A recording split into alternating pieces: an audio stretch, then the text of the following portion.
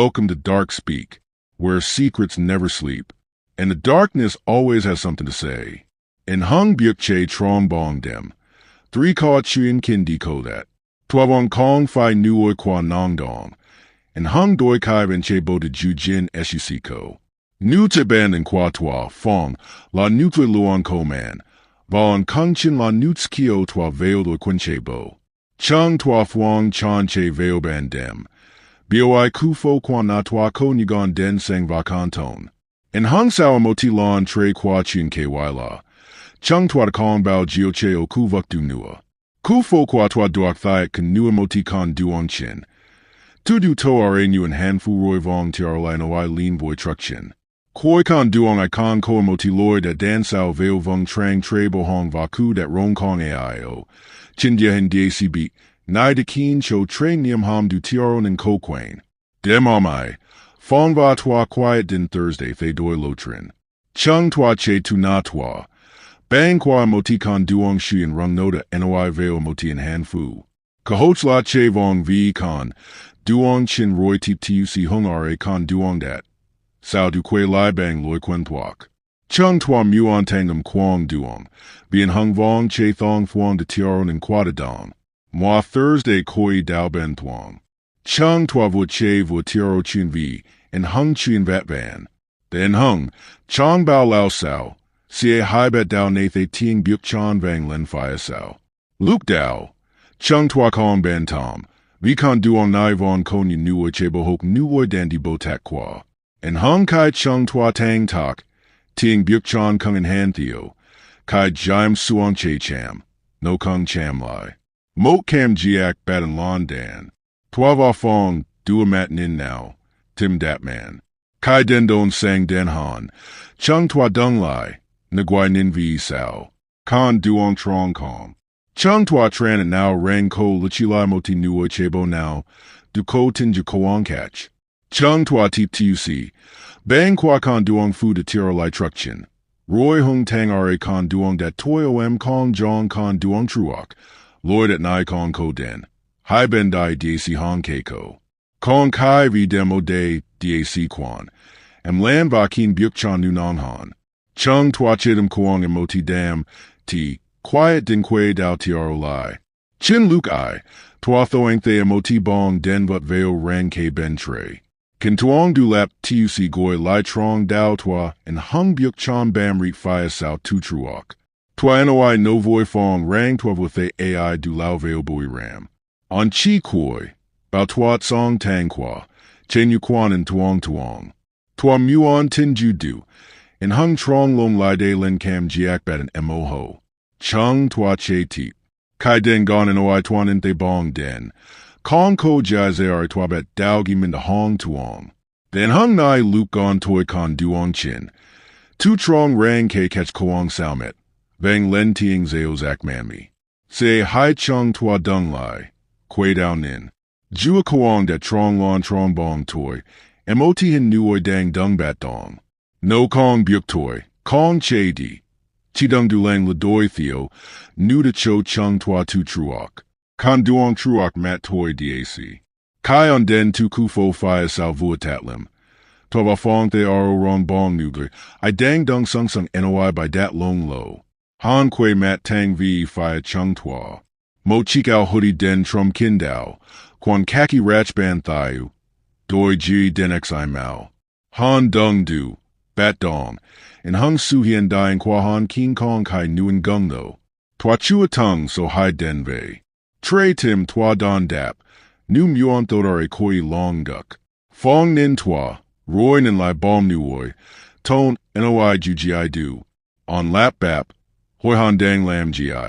And hung ka hoi chua kip. Dat ti chung twa nathe tieng koi. Du kong fi tieng koi qua mot nuoi ben thuang. No kuk kich milma vang vong. Keen de dao twa ti dai. Chung twa dung sung. Kong beat fi lam gi.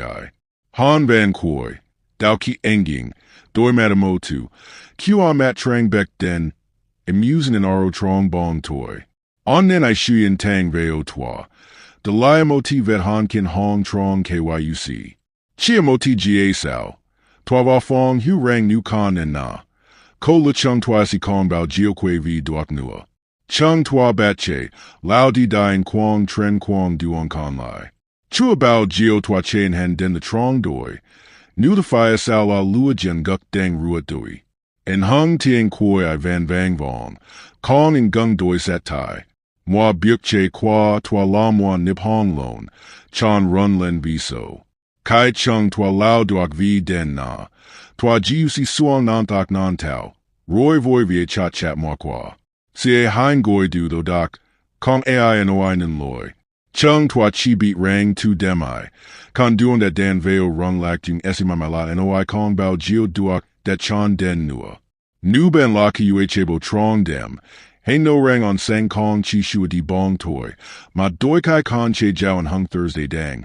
So dang dung cho nai rion sang ai. Doi trong hak. Twa von lai mo titan vien trong doi che viet da. Twa kong fi nu oi in han not. In hung lai koas you see ben by yukim jiak duok dam chim trong nip chan du dan. Doi John ran. Twa fuan and che thu dat cho nuita. Vorin lin vokim chatien. Mot nuts fu nu song of nong thong gon kubao tun yulin de thu twa dan. Chu cho kan hu dong ten la lyra. Di che vai lam watwan. Song vik tuong chung dan john. Lai jup twa kodum chut Thursday nap. En hung vong did I kong jong. En hung in oi kok. Na kwa thu a thought. Ni trang tre bo hong. Tam chi kong ko sie moti nia trang si yu kong tan tis kwa. And moti tsong dong kwang tin de bien mat. Tu nu thap. Ky truok. Cha mi twa fuang dan dung bao jio che moti min du. And hung tuoi tre keen twagi min du in hand a thok koi. Bet si you noi him now. Cho dan moti boi chu you am. Nai truok hong han. Twa du a lyra che veo moti. Don. Du on dai shuyin rung. Troy no memoti malcam du tren ton ke, and hung mat dat fire dui lai toi den ky la. The only sound was my breathing, Lyra's footsteps tapping on the pavement. No more bird song, no more wind, no other sound. The silence made my heart beat faster. Lyra stopped abruptly at a stretch of forest, thick on both sides. She pricked up her ears, hissing softly, her eyes staring into the darkness between the trees. I followed her gaze, at first seeing nothing but swaying branches. But then, between the two trees, an unfamiliar face appeared. A man, small in stature, in his 30s. He wore a hat pulled low to cover half his face, a thick coat in the warm weather, and black gloves on his hands. He stood half hidden behind the tree, his eyes fixed on me, without blinking. The silence was more terrifying than any sound. Every instinct in me screamed that he was not an ordinary passerby. I tried to stay calm, nodded as a greeting, then quietly pulled Lyra on. But my heart was pounding in my chest, each beat signaling that something terrible was following behind. My heart was pounding now, no longer from running, but from fear. Lyra suddenly stopped again. Her whole body was stiff, tail clamped, eyes wide, a low growl in her throat. I turned my head. He was no longer behind the tree. He had stepped to the edge of the forest, just a few feet from the road. The eyes were still there, still and cold, but now his head tilted slightly as if he was watching me, as if he was pleased that I had seen his movements. A tingling sensation spread down my spine. He wanted me to notice. He was deliberately letting me know that I was being hunted. My body screamed to run, but my mind tried to keep a bit of calm. Maybe it was just some weirdo, trying to tease me. I told myself that if I ignored him, he would leave. I kept running, trying to keep my breathing, occasionally looking back. At first, the forest seemed quiet again, but as my eyes moved forward, a movement in the corner of my eye startled me. I spun around. He was charging straight at me. A meat cleaver glinted in his hand. A scream caught in my throat. Primal terror seemed to explode in my veins. I couldn't think anymore. I just ran. Adrenaline coursed through me like electricity, my legs moving faster than any race. My breath quickened. Lyra was pulled along. The rope taut as she struggled to keep up. This wasn't ordinary fear. It was fear that touched my bones, fear that if I slowed down even a second, I would die. I looked back, just once. He was still there, chasing me. His face was distorted.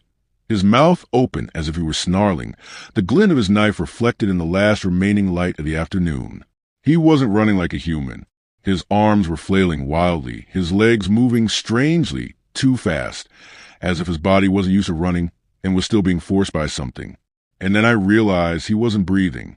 I could hear my own gasps, Lyra's gasps, the rustling of leaves, but there was no sound from him, only the sound of his boots hitting the ground, steady, empty, without a breath. I dashed into a residential area, turning sharply through small alleys, dashing through the backyards of few houses, hoping to lose him. My breath was broken. My eyes were dizzy. My body was screaming with exhaustion. Lyra and I ducked behind a wooden shed, our backs pressed against the wall, our hearts pounding like they were about to burst out of our chests. Silence. Only the sound of blood pounding in our ears. I swallowed, trying to stop my gasp. Slowly, I turned my head to look at the small slope. He was standing there. The blade hung in my hand, the light reflecting off it palely. He didn't come any closer. His lifeless eyes stared straight at me, no longer filled with rage, only an incomprehensible emptiness, like a creature that had just lost interest in its prey. We looked at each other. A minute, then another minute. The headlights of a car in the distance suddenly swept past, cutting the darkness in two, and just like that, he turned and quietly walked into the forest. No hurry, no turning back, just disappeared as if he had never existed. I didn't dare move until I was sure that the figure had completely disappeared. Then I pulled Lyra quietly around to return by another route. My hands trembled as I received the money. My mouth forced a smile as if nothing had happened. I didn't tell anyone, because I knew if I did, my parents would never let me run alone again. Who he was, I didn't know. A vagabond, a remnant of a long-gone cult, or something else entirely unhuman. I couldn't answer. All I knew was this. From that night on, I swore I would never run into the ghost sanctuary again. I'll get straight to the point, because it's been almost 7 years. I grew up in a remote suburb, surrounded by vast fields and winding dirt roads. Without a car, the place was almost completely isolated from the outside world. In the early days, the scenery here was peaceful, but as time went on, I felt like I was imprisoned in a giant cage.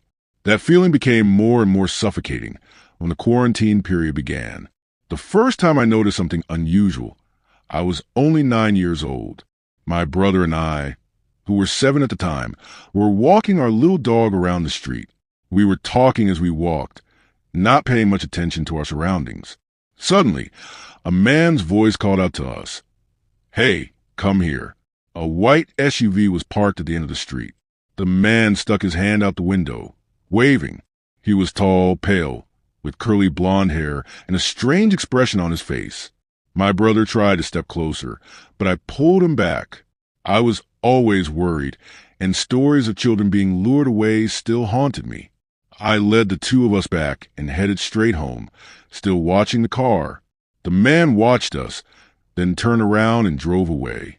When we got home, I told my mother, but she just brushed it off, saying he probably just wanted to ask for directions. Still, the image was imprinted in my memory. A year later, on the night of the carnival, something strange happened again. A black car, without a license plate, was slowly following a group of children knocking on doors to ask for candy in the street. When an adult approached, it suddenly revved up, almost hitting the children and then speeding away. I didn't see it with my own eyes, but the adults in the neighborhood were all panicking and talking endlessly. Fear spread throughout the street, and once again I was reminded of the dangers of talking to strangers. Years passed, and I almost forgot about it, until the summer of 2018. My neighbors, the Odrick family, asked me to look after their pets while they were on vacation. The job was simple. Walk the dog once in the morning, once at noon, and once again in the evening around 9. Their house was located at the end of the street, next to the main road leading to the field. To get there, I had 2 ways. Either follow the asphalt road, or go through a small path in the forest behind. The forest path was faster but dense and dark, so I usually chose the main road. One night, engrossed in playing games with my friends, I completely forgot to let the dog out. When I remembered, It was already past 10 o'clock. I hurried over, afraid that it would pee in the house. The darkness was pitch black, with only the flickering flashlight and twinkling stars. Luckily, the dog still held its ground. I let it out in the yard. It wandered around for a while. Then I carried it back home. Just as I was about to lock the door, I froze. A black sedan was parked silently on the side of the road in front of the entrance. I was sure the road had been empty when I arrived. There were no other houses nearby, and Odrick's family was still away for a long time. The darkness made the car look like a black mass without a license plate. I stood still, struggling fiercely in my mind. Finally, my instinct told me not to go out. I decided to go around the forest to return. Although the thorns whipped my face and rocks scratched my feet, I still felt safer than going in front of that car. In the following days, I firmly chose a forest path every time I went to look after my pets. And strangely, that sedan never appeared again. However, its shadow haunted me for many years afterward. Just those things alone are not enough to call it a 7-year nightmare. But it was the recent events that really turned it all into an inescapable curse. My fear grew, and I began to wonder if it was all connected. I was on the track team at school, but because of the quarantine, I was forced to train on my own. Every day, I would jog around the block, then go out onto the deserted country roads to keep up my pace. At first, everything was fine. I would run for about an hour, breathing in the peaceful countryside air. But then a month ago, on my way home from work, I noticed something that made my blood run cold. A large white SUV was driving parallel to the other side of the road. Its speed was slow, strangely enough to almost match my footsteps. On a deserted road, where cars usually have to speed up to escape the monotony, it was completely unusual. I immediately turned into a small street, circled down to the intersection, thinking it was probably just a coincidence. The car didn't follow, and I breathed a sigh of relief, returning home safely. However, the next day it appeared again, this time parked right in front of the entrance to my driveway. When I deliberately drove past, it followed closer behind for another mile before suddenly turning away. This happened again for 10 days. At first, I thought it must be a car that would work on a regular schedule, coincidentally coinciding with my workout time. To test it, I deliberately changed the time of my run, a full hour later. That night, I didn't see the car. I thought I was safe, but the next morning, it appeared again, still following me like a ghost. My heart started pounding every time I stepped out onto the street. I hesitated, not daring to tell my parents for fear that they would ban the practice, while the white SUV hadn't done anything specific. But I didn't expect that everything would go beyond my imagination. On the 11th day, when I was running to the next street to avoid being followed, I suddenly came across a black sedan parked at the end of the street. At first, I thought it must be the car of a nearby family. But the closer I got, the more I realized something was wrong. Under the car, a shadow of a person was huddled, trying to hide.